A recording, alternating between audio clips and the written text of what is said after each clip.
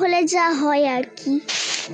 এই মানু, ঘুম থেকে তাড়াতাড়ি উঠবি নাকি গায়ে দুটো গিয়ে জল ঢেলে আসবো?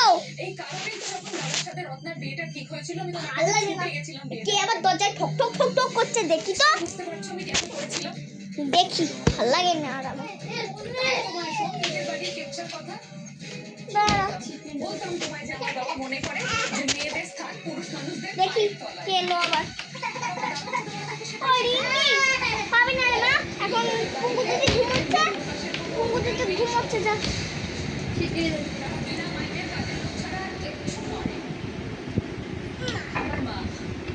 আচ্ছা দিদি, নাহলে সবাই আবার তোদের ঢুকে যাবে। এই মানু, তুই উঠবি? তুই ঘুম থেকে উঠবি?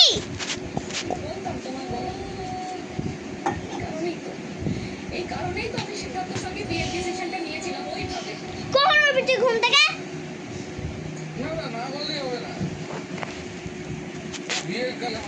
কিছুক্ষণ পর। ঘুম থেকে উঠেছিস, হাত মুখ ধুয়েছিস, এবার কি খাবি বল?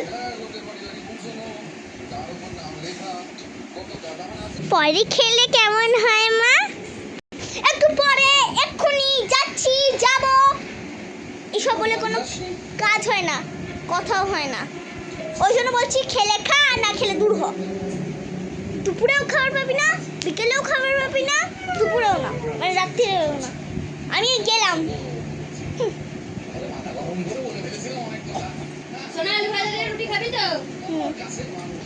এনে দুধ তো আমি সব মায়ের মতো নই।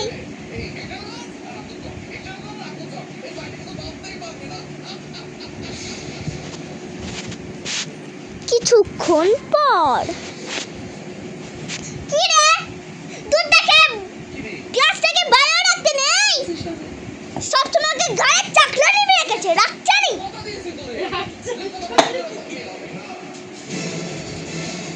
চাকলা নিয়ে পেয়েছে আমাকে। কলেজ যেতে হবে না, 11:30 বাজে এখানে।